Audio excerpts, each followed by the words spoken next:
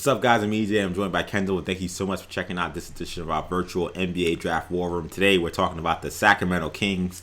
Kendall, this was a disappointing season for the Sacramento Kings. There were some high hopes considering they had a really solid 2018-2019 campaign under Dave Yeager.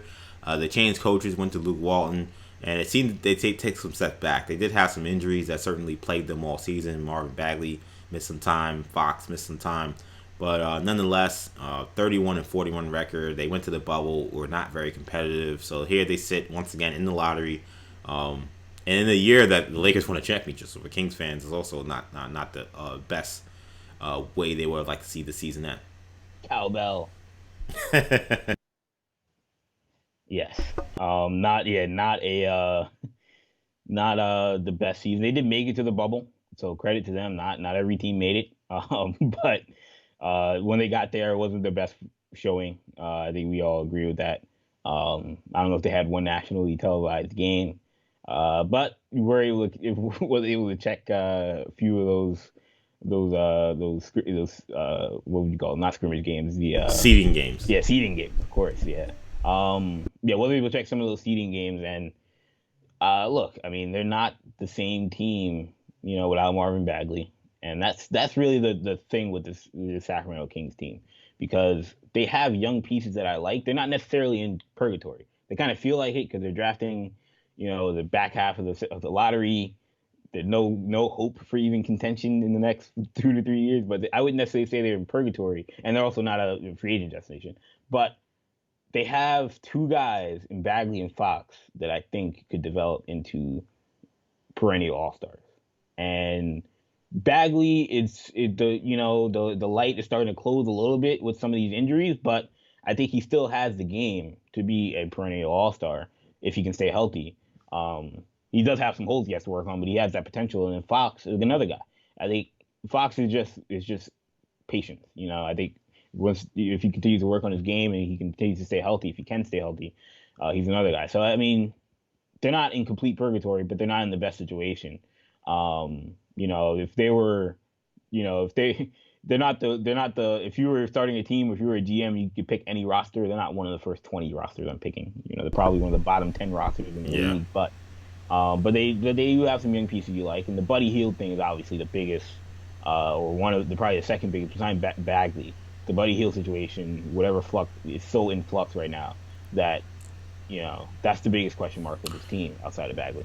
Yeah, and it's never an ideal situation when right around the time the guy is about to start getting those bigger paychecks and those larger salaries, that's when the trouble comes and the trade rumors come and the issues come. you don't want to have that money coming up, and you have given him that money and that commitment, and then have issues. But he had the conflict with Luke Walton in his role, and it seemed like the expanded role that Bogdanovich got, and he played really well with those expanded minutes and more attention as a starting shooting guard. So what does that mean for his future? He's a restricted free agent, so a lot of questions for the Warriors. Sorry, not the Warriors, the Kings. He's what I'm talking about. A lot of questions for the Kings, and this pick is interesting because they're not in purgatory in terms of, again, I agree that they got some young players that you like, but I still know if they have the alpha guy yet. They have some guys that I think are really good, but do they have the guy that is the franchise changer? And I don't know. And the question is, is it possible to get that guy at 12? It seems Which is unlikely. not great for a team that's drafted in the top 10. It feels like for the last forever. Years. Yeah. How have you gone this long? You haven't found that guy. T-Web. Yeah. Exactly. But nonetheless, they still have not found that guy. So do you get him at 12? It's not impossible. Again, Kawhi Leonard was, the 15th pick in the draft, I think he was. So, who knows? But let's take a closer look under the hood here with the Sacramento Kings. So the record, as I said, 31 and 41. They did go to the Orlando bubble. Again, their showing to me was one of the least impressive showings of all the teams there. They did not make the playoffs. They own picks number 12, 35, 43, and 52. When it comes to team needs, first thing I put was defense. This is not a great defensive team. When it comes to the metrics, pretty much in all of them, blocks, steals, defensive rating, They don't rate very well. They're all in, bottom third of the league. And defense has been an issue for this team for a while. I think that's part of the reason why Yeager is gone, which is ironic because he's a pretty good defensive coach, and it didn't seem like things really improved all that much under Luke Walton. So defense still an issue. They need to figure that out. And I put primary scorers as well because they got guys that can score. I mean, Fox can score, Bagley can score, Hill can score, Bogdanovich can score. But again, it seems like they just have a lot of guys and not a guy. And it's not a terrible position to be in because now you say, okay, well, all we can do is find that one guy, or maybe if we get a couple more guys, then we become kind of this great collection of talent. But I still think they need, a real, when the defense is at its toughest and the games are really on the line, a guy who I know can go one-on-one and get me a good shot at any moment, at any point in the game. I think they're still looking for that guy. So I think that's still something that they're searching for. And I put front court depth as well because as we saw when Bagley got injured, I think we started to see some guys out there that just really shouldn't have been getting as much time as they were, whether that was before the bubble or after the bubble. They're going to need a couple more players there. I think Harry Giles, is still developing. I saw some of the things that I liked, but they still need more depth, I think, in the front court. With free agents, you got Kent Bazemore, who's a free agent. As I said, Bogdanovich, restricted free agent. He's a guy that they want to keep, but how that works with the money they gave Buddy Hield is going to be fascinating. Nemanja Bjelica is on a team option. Jabari Parker, player option. Alex Len's a free agent. Yogi Ferrell, I mentioned Harry Giles as well. Corey Brewer, Daquan Jeffries is on a two-way deal. So, Kendall. I bet you. Yeah, go ahead. I bet you the Kings would prefer that Yogi Ferrell was Yogi Berra. In terms of at least his winning track record. It sounded like I said Yogi Berra. I didn't mean to. Yeah, it sounded like you were about to say Yogi Berra. Oh, maybe I was about to. I don't know. Oh yeah. It sounded like you were about to say Yogi Berra. So yeah, I'm sure they prefer he was Yogi Berra. Look, man. Hey, look, Yogi Berra knew. Unfortunately, he's Yogi Ferrell. So. No, Yogi Berra knew if it ain't over until it's over. For the Sacramento Kings, look, you still got a chance to right this ship. I know some of them probably still shaking their head about the Luka Doncic situation, not having him on there, but gotta look forward. And we're at this pick here, number 12, Monte McNair, new GM, also, coming from Houston. One thing I wanted to mention about this team before I give the pick is that I do want to say that it seems like Vivek is starting to figure it out. I think for years early on, I think he surrounded himself with a lot of former NBA players. I think that was something he was infatuated by. And even Joe Dumars was still kind of around, I don't know, whatever that means. But early on, you had Mitch Richmond and Chris Mullin, and eventually they brought in Vlade and Peja. And wasn't Sharif? Sharif was with them too, right? Yeah, Sharif Abdul-Rahim. Yeah. He kicked him out. He unceremoniously was like, "Go." Yeah, it was like, you're out of here because you didn't want Nick Stauskas. Like, it was crazy stuff. And so now we have Monte McNair, who is an experienced basketball executive at this point, getting his first chance as the decision maker, but has been right next to Daryl Morey all these years. So we'll see how that plays itself out. But to me, I think that when you're looking at this Kings pick, I know you mentioned that they don't have the A guy, that alpha guy, that number one option, best player on the championship team guy, but they're what, at 12? They're not getting that guy in this draft. I mean, look, 12. I mean, 13 has been a spot in years past. I mean, we saw Tyler Hero, Devin Booker, Zach LaVine. 13 has been a spot where you can get all stars. So at 12, there's no reason why you can't get the guy at 12 as well. But I mean, to me, you have to draft a guy that fits your team, and I think the spot that the question I have to ask is Marvin Bagley a center? And I think in today's NBA, defensively he gives you issues, but I think offensively he should be a 5-man. Yeah, I think he has to be in the center. Yeah, he has to be a 5-man. Yeah. If you're Luke Walton, you're Alvin Gentry, you got to look at him and say, Alvin Gentry's not going to be the one because he's not a defensive coach. But, Luke Walton or somebody's got to look at him and say, yo, you got to play some defense, my guy. You got to protect the rim. It's not going to be Alvin Gentry. I can tell you that. But regardless, so to me, I'm looking at the 4th spot. And, they had Jabari Parker around this year. A lot of people were shocked by that. Shocked he was still in the league. But you had Jabari Parker around, and he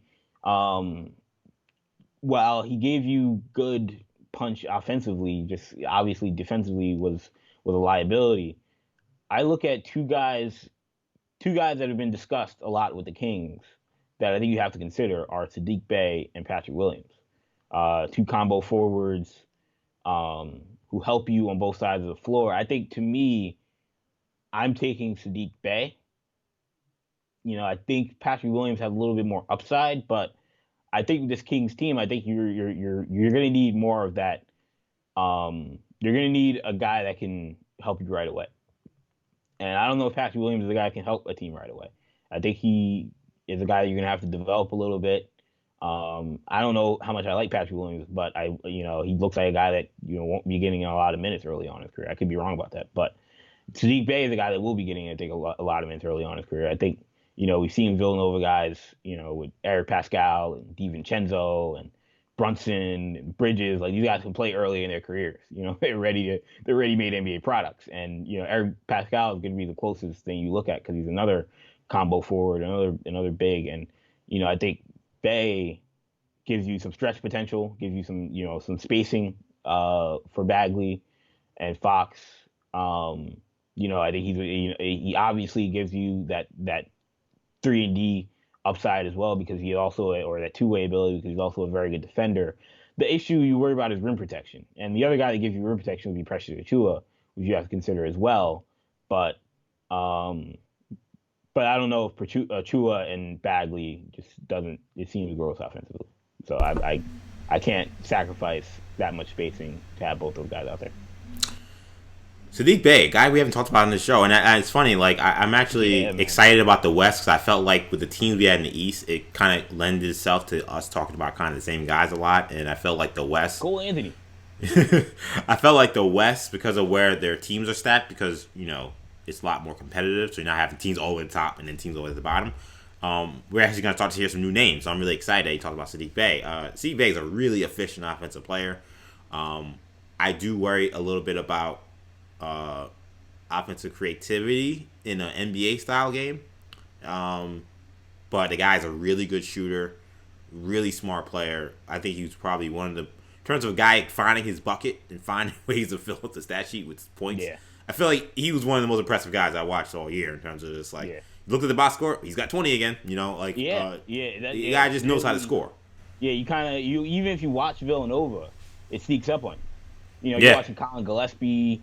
You're watching Jeremiah Robinson Earl. These guys are really flashing. And then you look up at the stat sheet, like you said, he's got 25. Yeah. Yeah, exactly. You're like, oh, that guy killed us too. Yeah. So the Bay is I think he's one of the more fascinating players. I have some questions. He has a profile of a good defender, but I actually think he needs to trim down a little bit, and I'm wondering who he actually guards in the NBA. So I'm actually fascinated about what his situation is. I don't hate the fit at all with him with the Kings. My first pick was Precious Achiuwa for the Kings, who you didn't mention. I think that he's a slightly better fit. So here was my thought process behind Achiuwa. To me, we talked about Bagley and is he a 5? The interesting thing about Achiuwa, as we talked about plenty of times in this podcast, we talk about your Memphis guys all the time. Achiuwa played a lot of minutes at the 5 and did a great job in the college, and the NBA is downsizing. What if you have a situation where you have a front line that's kind of similar to what you had at Duke with Carter and Bagley, where you have Achiuwa as your small ball 5 defensively, but Bagley's your offensive 4, and then vice versa defensively. You know what I'm saying? I feel like that could potentially work. Achiuwa's versatility is so strong that when Bagley's on the floor, you can move him to the 3, you can move him to the 4, you can move him wherever you want, based on the positioning. But to me, the one obvious strength, I know we've harkened on the team's weaknesses often. We gotta talk about what the Kings can do well. The Kings can run the hell out of anybody, and the idea of having Fox, Bagley, and now Achiuwa, I mean, you're talking about greyhounds, and you want to talk about running teams out the gym and just being more athletic and improving on a strength. I think Achiuwa could bring that to them. I actually think that you can look at the downside maybe with stretching the floor. I think Achiuwa will learn to hit the NBA 3, so I'm giving him a little confidence there. I think this will actually end up being a really good match. If you don't go Achiuwa, My second option was actually Aaron Neesmith from Vanderbilt, and my thought process behind this was I'm trading one of these guys is not going to be here, Bogdanovich or Hield. I think that a decision has to be made. You cannot commit $200 million to both these guys because that's what it's going to cost. You already paid Hield to $100 million. Bogdanovich is going to get 80, 90 million. Like, he's going to make a lot of money in this free agent period where there's not a lot of guys out there. You just can't commit that kind of money to guys that I think are good players but are limited. So, okay, well, where are you spending that money, or how are you going to do that?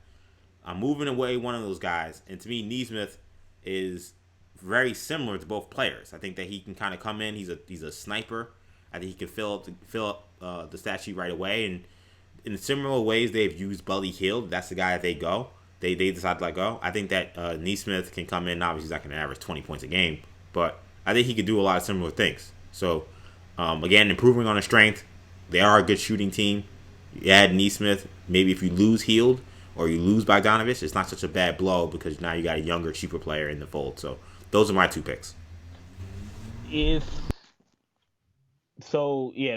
Yeah, I mean, yeah, him. I think he's a clone of Buddy Hield, Chris Middleton. So I can see. But Neesmith. But real quickly, the one thing about Neesmith that I like over Hield is he's actually 6'7". You know, Hield. Yeah, Hield was a kind of an undersized guard who I think his measurements hurt him when it came to draft time. Even though I think he went up going 6 now is fine for what he was at that time. This guy has legitimate 2-guard, 3-guard size. I think the Pelicans would like to have known how old Buddy Hield was when they drafted him, because maybe they would have had Jamal Murray. But regardless, I feel like Monty McNair would certainly have no problem adding shooting. They could keep those guys and still draft Aaron Nesmith just to, replicate some Houston Rockets stuff. The one thing you did mention was that I want to harp on real quick was the speed that the Rockets like to play with. And there have been some mock drafts. I know the Ringer one in particular had them taking Kyra Lewis as a possibility. Now, to me, I think a Kyra Lewis, De'Aaron Fox backcourt, while fast, sounds like a spacing nightmare. Sounds like how are you getting your buckets? I have questions. You don't believe in Kyra as a legit 3-point shooter in the NBA? No, not early on. I mean, could he develop? Okay. Anybody could develop. He has some Derek Collison. And Derek Collison could shoot, but right. To me, I think the guy that can replicate that same speed demon backcourt, but can play off the ball and does have more shooting potential, is R.J. Hampton. I think that's the conversation that maybe you do have. Is Hampton, I comped to De'Aaron Fox in our NBA draft comparisons videos, and I don't think that he's a 1-for-1 with De'Aaron Fox. But from a speed standpoint, from a physical profile, they're very similar. I think Hampton has more scoring potential than Fox did at the same age. Now, Hampton, I don't know, maybe I was off on Hampton because Hampton didn't play well in Australia. But coming out of high school, he certainly had much more of a reputation as a scorer than De'Aaron Fox. So he kind of gives you that stretch ability and that scoring ability that De'Aaron Fox doesn't necessarily give you. Fox has got to become a better shooter and a better scorer, but he still is developing. What Hampton lacks in point guard skills and ball and being a floor general, De'Aaron Fox is an AA plus kind of guy in that regard. So I think that could be a backcourt that could work, and I think that is a little bit of a risk. I think R.J. Hampton's too raw for me to draft him for this team. I agree with that. Guy that can help. Yeah. I mean, if we're talking about Kyra Lewis, might not be ready to play or might not be a good fit from day one. I don't know if R.J. Hampton's going to be ready to play either. I think long term that could be a very intriguing backcourt. In the short term, I hope you like the lottery. Yeah, and I don't hate the idea of going point guard only because. Corey Joseph, the backup point guard now, he's Corey Joseph. He's a serviceable guy, but not going to blow anybody away. I'm an NFL team. I'm not drafting a backup quarterback in the top 10, unless I want to have a young, not if I have a young quarterback that I like. But do you feel like? I'm not drafting a young point guard or a rookie point guard in the lottery, unless I think that guy can play with my point guard. But I'll give you a counterpoint. Look at, again, going back to the playoffs, look at the success Marcus Smart had playing with Kemba Walker. Look at the success Monty Morris had playing with Jamal Murray. I mean, those guys are valuable players. They're not stars, but they don't go. Those teams don't go as far as they did in the playoffs without those guys. So if you're talking about roster building, right? It's not ideal. You're picking 12, so you got to do what you got. But if that is the best fit and the best piece that makes sense, especially if you decide that you know what, there's a chance we have to stay with Hield and Bogdanovich, then maybe you do go with a guard. The big one obviously is also Van Vliet and Lowry. But I think the two that you mentioned that are tough, the reason why the two that you mentioned are tough is because those guys are different. It's change of pace. Like Smart and Kemba, Morris and Murray don't give you the same thing. Lewis is a worse version of De'Aaron Fox. I mean, both floor generals. I mean, look, I'm not. You can never have too many quarterbacks on the floor. I mean, I just said you can, but you can never have too many. Coaches on the floor, rather. Too many guys that are high IQ players that can make plays for guys. Too many playmakers, but you got to have some guys that put the ball in the bucket. And I mean, Kyra Lewis, he did put up points at Alabama. Yeah, I mean, I think he can score. But that at the NBA level, man. I mean, Kyra Lewis, he's got the quickness, but I don't know. I question his scoring instincts at the NBA level. And then De'Aaron Fox is a guy that, I mean, again, could put up points like Kyra Lewis did at Alabama because he doesn't have anyone else. Now you have Bagley. If you're drafting Kyra Lewis, that's you telling me that Marvin Bagley is going to be 20, going to be like 23-10 next year, which maybe he will be. Hopefully he plays more than 50 games. But I mean, I don't know. I would go with Sadik Bey. Sadik Bey is a boring pick. It's not going to excite a lot of people in Sacramento, but Eric Pascal would have been a boring pick, and he would have been the right pick, for a lot of teams last year. So sometimes you have to take those guys that are a single, as opposed to going for the home run. And I don't know if that home run's there for the Kings at 12, so you might as well just take what you can get, take the basic you can get. I hear you on that, and I'm sure the Kings fans have a lot of opinions. We gave out a lot of players here. Not to cut you off, Tyrell Terry could be a guy that I would also think about. If you are talking about the 2-point guard thing, and like now that adds some shooting, some spacing, like some speed, another Northern California guy. Yeah, I mean, I guess with Terry, what are they picking? 12? I mean, that's his ceiling. I mean, I may consider trading down if I'm gonna go. Look, man. I mean, you know me. I mean, Tyrell Terry. There is no ceiling for Tyrell. I know you love him. I know, and I like him. I like him a lot too. If you're drafting Tyrell Terry in the top 10, then it just means that you think that he's, he could be like Trae Young. I guess the thing about Terry is just I'm always thinking about value. My thing is, okay, is there a chance a team will want to jump up to get somebody at 12? Like, could I see a team, if Precious is there, say I want to get Precious and I can get a trade to move back a couple of spots to get him? I would try to do that.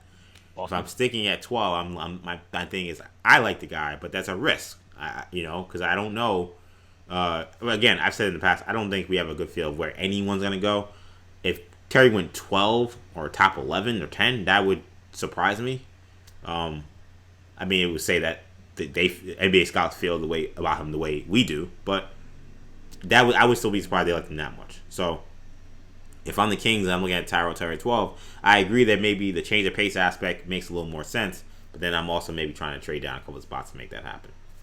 What do you guys think the Sacramento Kings should do with the 12th pick in the draft? Make sure you guys leave a comment and about what you think they should do. Of course, if you enjoyed this conversation, make sure you like this video.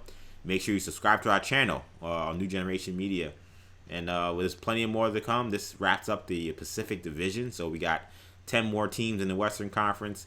I'm really excited. We're coming down to the wire here. This has been a fun journey. Make sure you guys keep it locked here. That's Kendall. I'm EJ. Take it easy, guys. Peace.